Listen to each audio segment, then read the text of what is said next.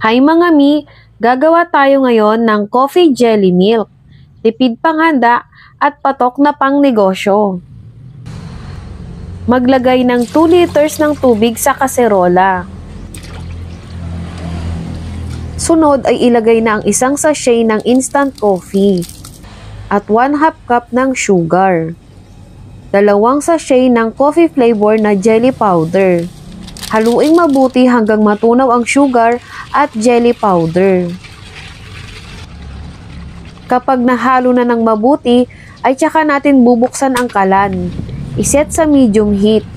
Antayin hanggang kumulo ang coffee jelly mixture.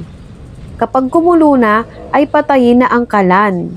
Alisin ang mga bubbles para malinis, makinis at maganda tignan ang coffee jelly milk. Gagamit ako ng 4 ounce na Hedge cup. Magsali ng 3/4 cup jelly mixture sa bawat cup. Hindi natin masyadong pupunuin ang cup para may space pa sa cream topping para mamaya. After mailagay ang jelly mixture, hayaan itong lumamig at saka ilagay sa chiller. I-chill ito ng 2 hours. Para sa cream mixture, ay gagamit tayo ng isang lata ng creme densada na chilled overnight. I-beat lang natin ng 10 minutes over high speed. I-scrape ang side para ma-mix ng mabuti ang cream mixture. After 10 minutes, ay okay na to. After 2 hours, ay chilled na ang coffee jelly. Maglagay ng 1 tablespoon ng creme densada sa coffee jelly.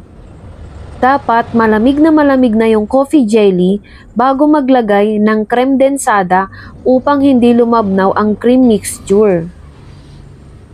After malagyan lahat ng cream mixture, takpan na ang coffee jelly milk at i-chill ulit ito ng 2 hours para mag-set mabuti ang cream mixture.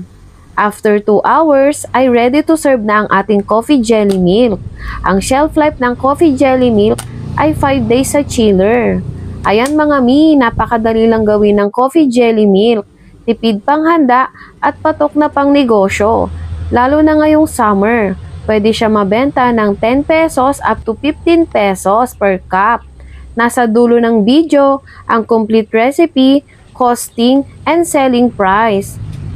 Ayan mga mi, para sa mas marami pang pangnegosyo recipe, huwag kalimutan mag-follow. Bye!